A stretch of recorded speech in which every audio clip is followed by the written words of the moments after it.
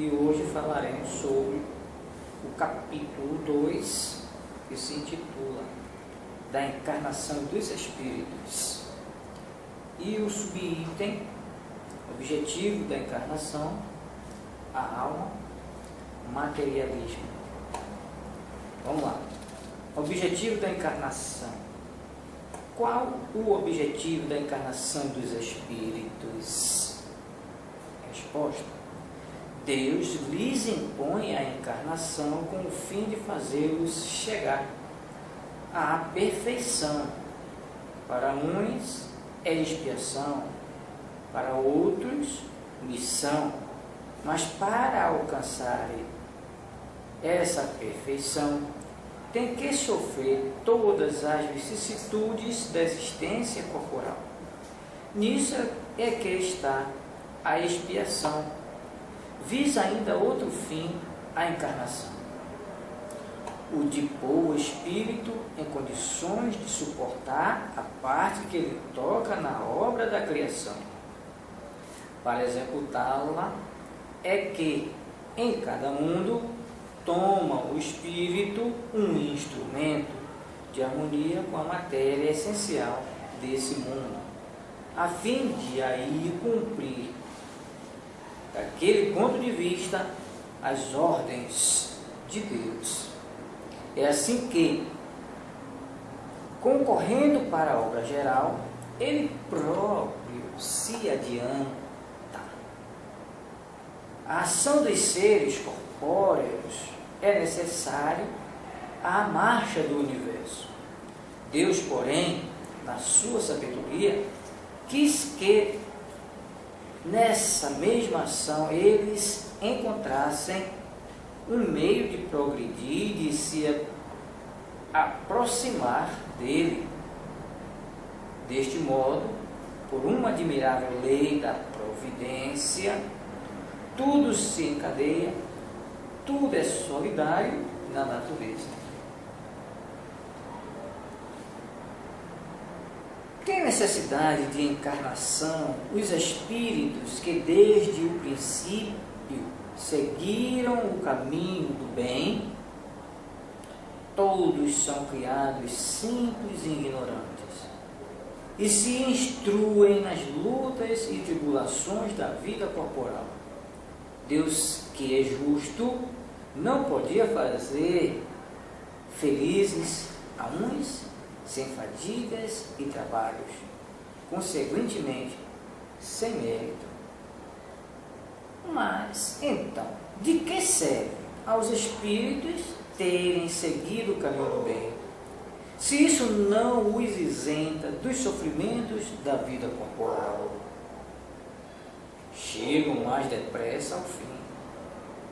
Demais, as aflições da vida são muitas vezes a consequência da imperfeição do espírito.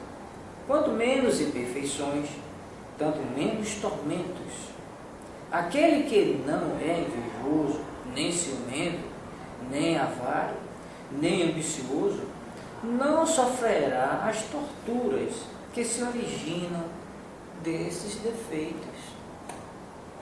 A alma. O que é a alma? Um espírito encarnado.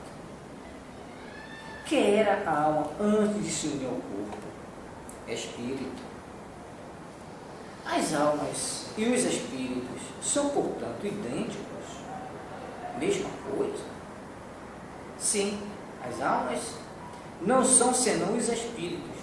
Antes de se unir ao corpo, a alma é um dos seres inteligentes que povoam o mundo invisível, os quais temporariamente revestem um invólucro carnal para se purificarem e esclarecerem. Há no homem ou alguma outra coisa além da alma e do corpo? Há o laço que liga a alma ao corpo. De que natureza é esse laço?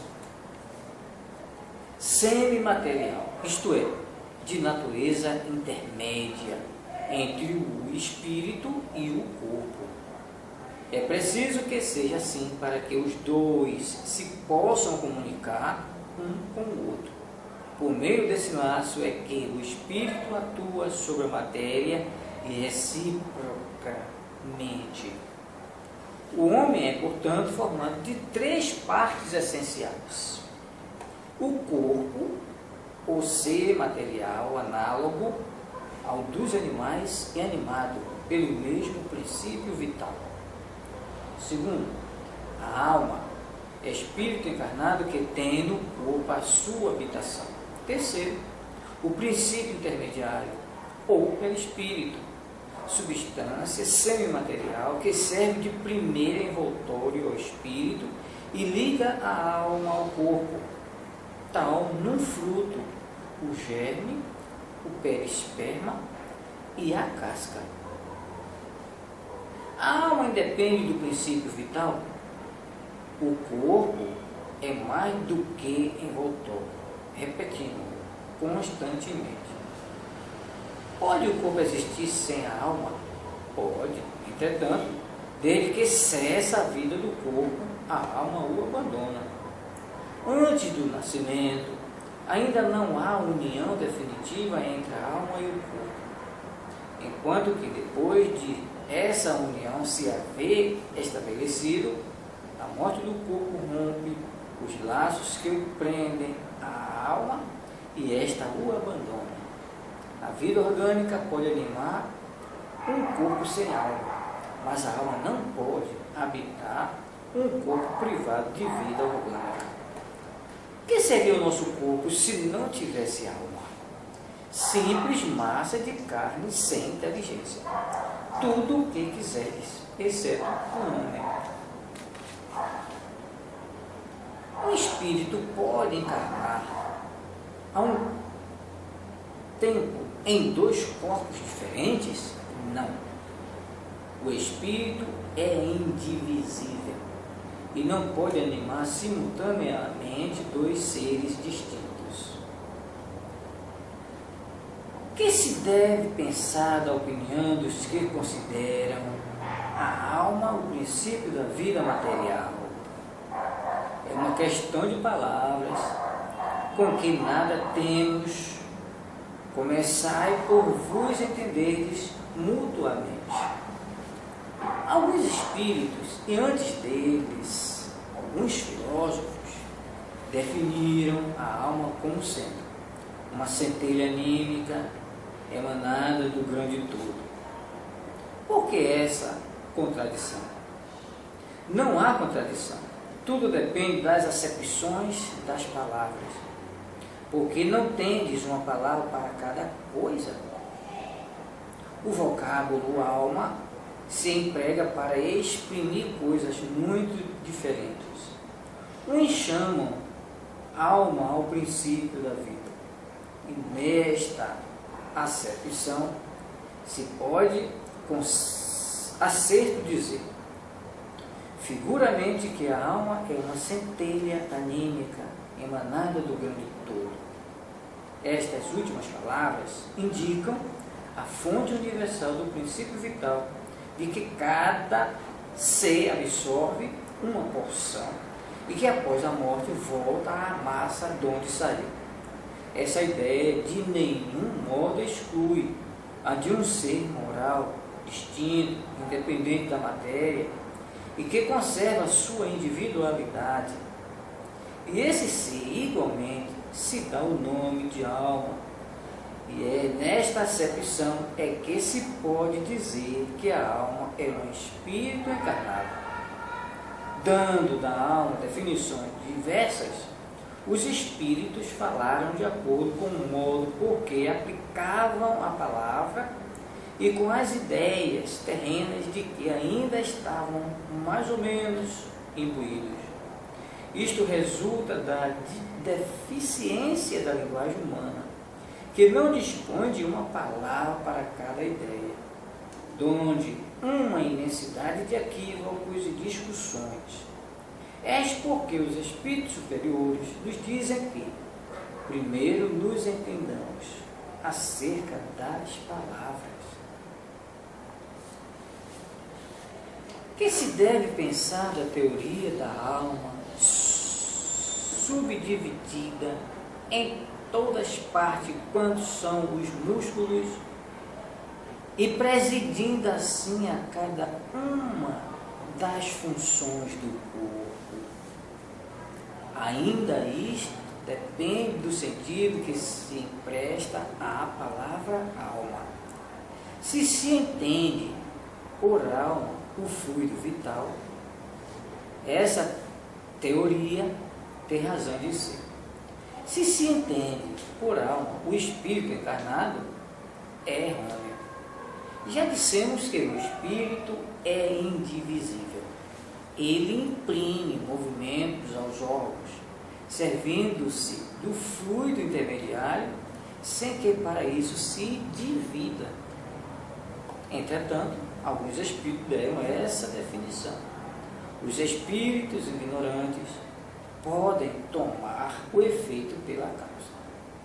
A alma atua por intermédio dos órgãos, e os órgãos são animados pelo fluido vital, que por eles se reparte, existindo em maior abundância nos que são centros ou focos de movimento. Esta explicação, porém, não procede, desde que se considere a alma como sendo o espírito que habita o corpo durante a vida e o deixa por ocasião da morte. Há alguma coisa de verdadeiro na opinião dos que pretendem que a alma é exterior ao corpo e o circunvolve? A alma não se acha encerrada no corpo, qual o pássaro numa gaiola. Irradia e se manifesta exteriormente, como a luz através de um globo de vidro, ou como o som em torno de um centro de sonoridade. Neste sentido, se pode dizer que é exterior, sem que por isso constitua o envoltório do corpo. A alma tem dois invólucros, um sutil e leve, é o primeiro, ao qual chamas perispírito, outro grosseiro, material e pesado, o corpo. A alma é o centro de todos os envoltórios, como germe em um núcleo, já o temos dito. Que dizeis dessa outra teoria segundo a qual a alma numa criança se vai completando a cada período da vida? O espírito é uno e está todo na criança, como no adulto. Os órgãos, o instrumento das manifestações da alma, é que se desenvolvem e completam. Ainda aí tomam o efeito pela causa. Por que todos os espíritos não definem do mesmo modo a alma?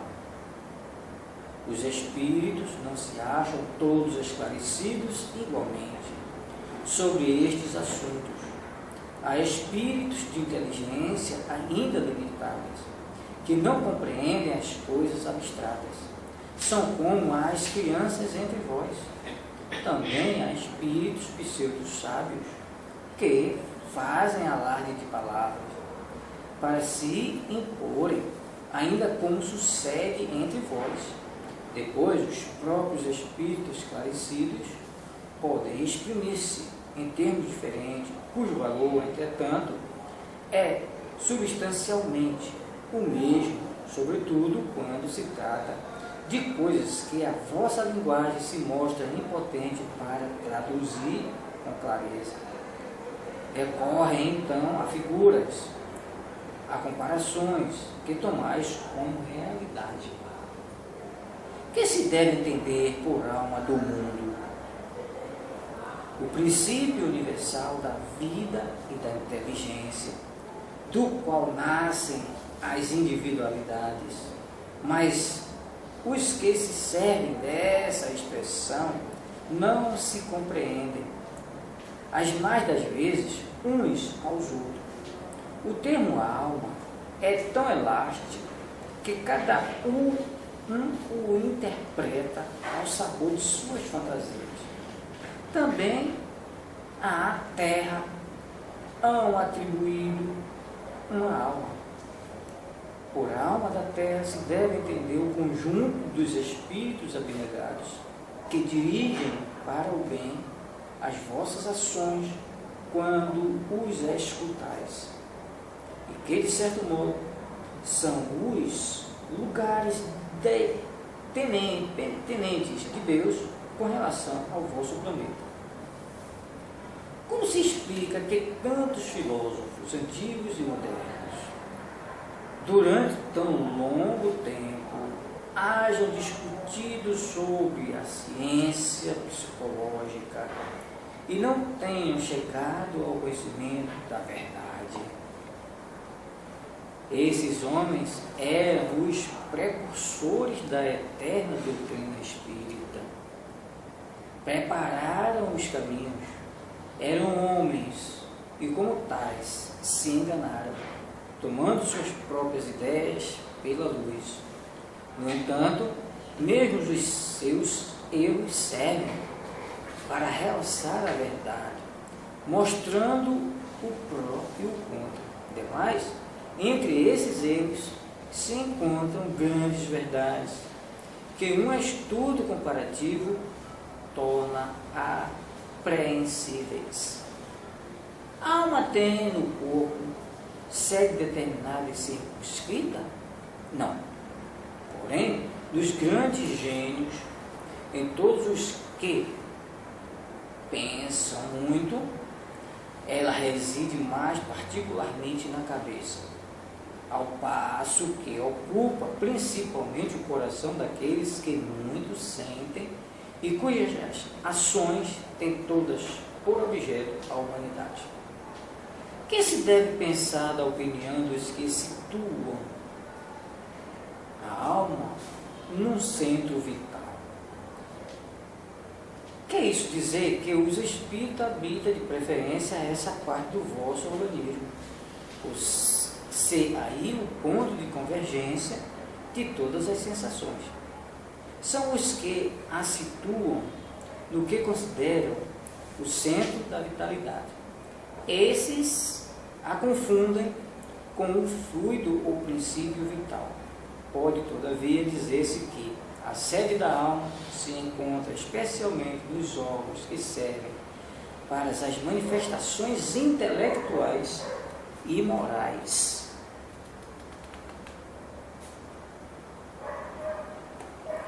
Materialismo.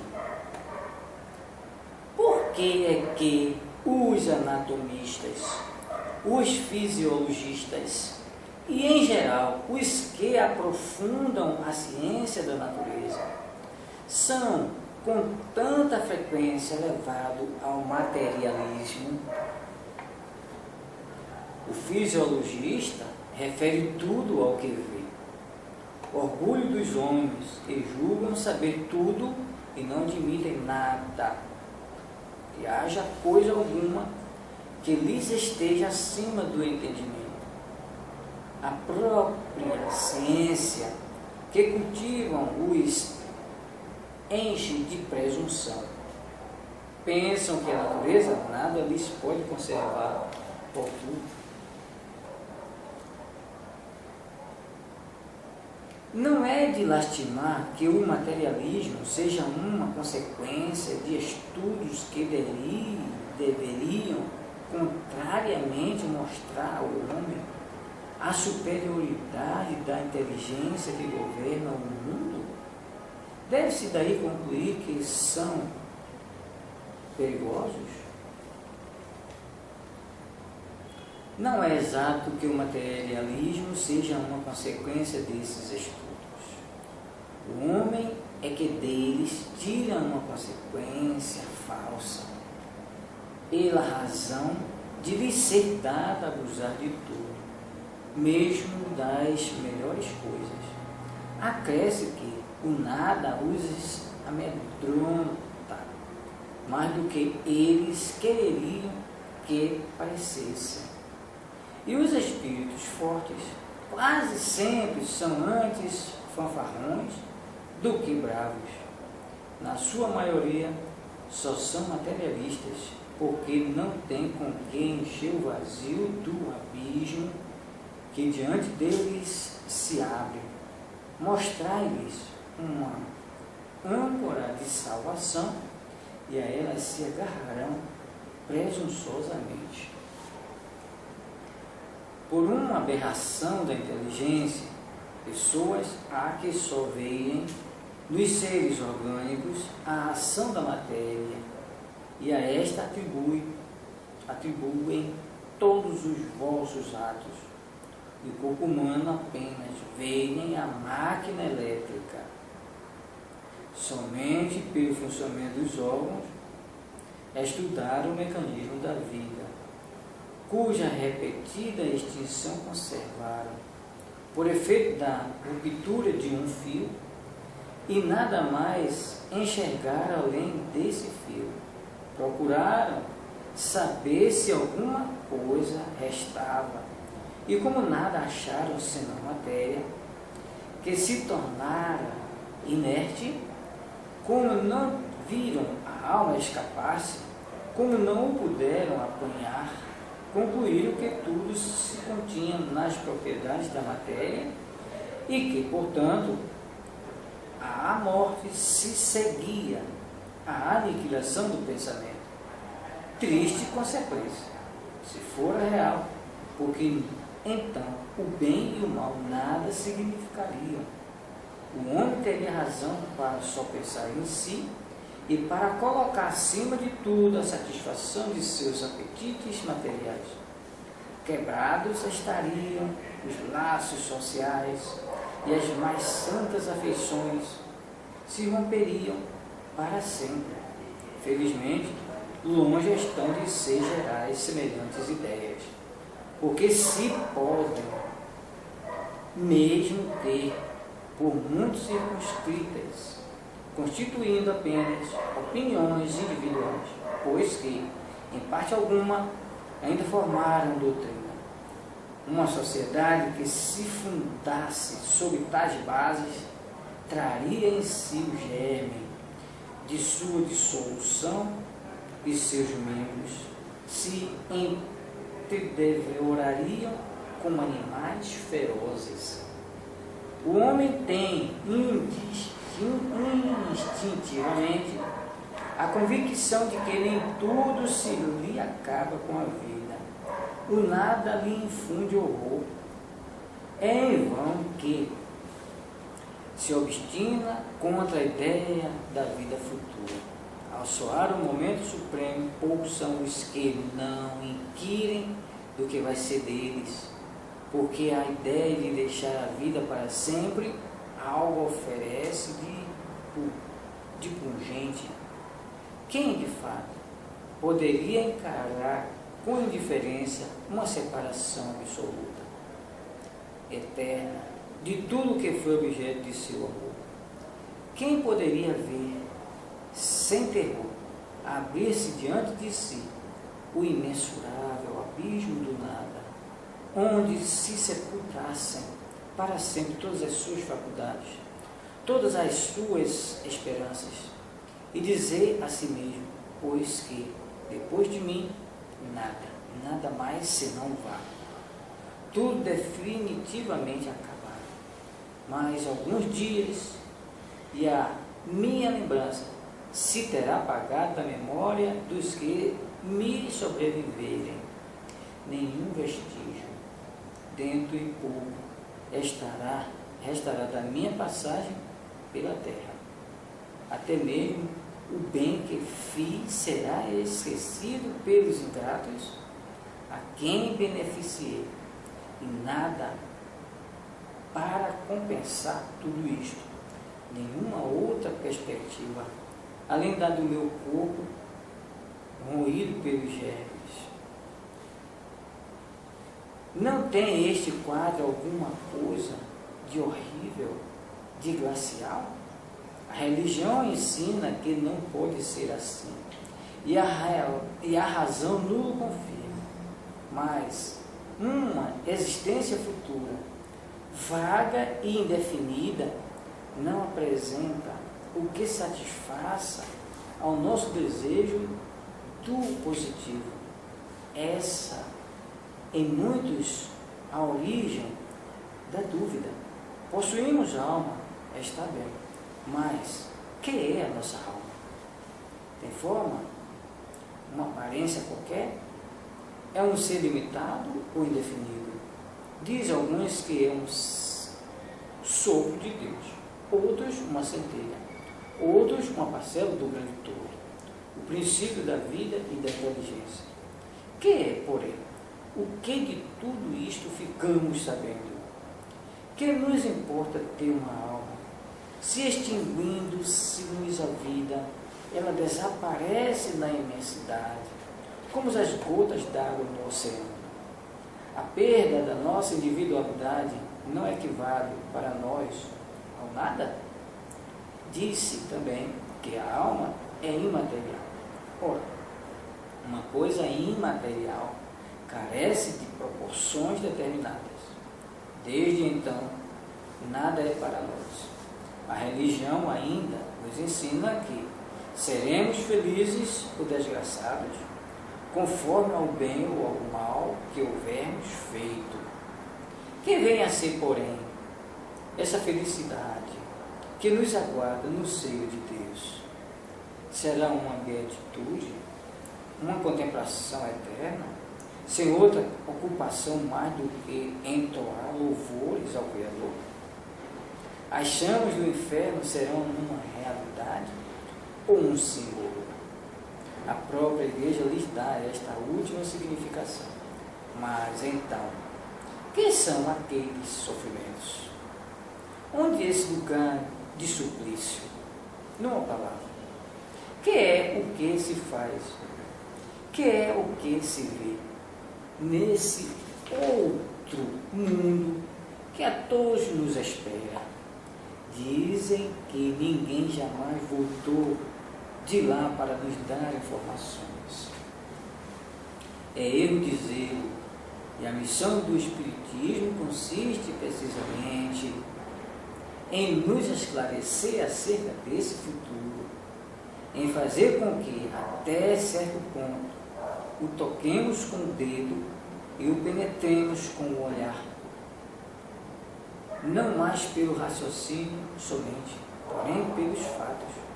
Graças às comunicações espíritas, não se trata mais de uma simples presunção, de uma probabilidade sobre a qual cada um conjecture à vontade, que os poetas embelezem com suas ficções ou cumulem de enganadoras imagens alegóricas.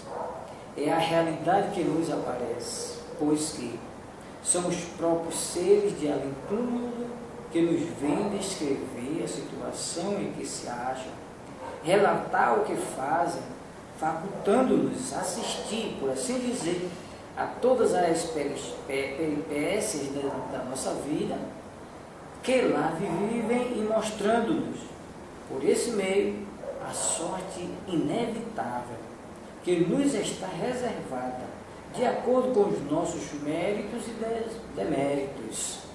Haverá nisso alguma coisa de antirreligioso? Muito ao contrário, porquanto os incrédulos encontram aí a fé dos tíbios, a renovação do fervor e da confiança. O Espiritismo é, pois, o mais potente auxiliar da religião. Se ele aí está, é porque Deus o permite, e o permite para que as nossas vacilantes esperanças se revigorem e para que sejamos reconduzidos à senda do bem pela perspectiva do futuro. Ficamos aqui.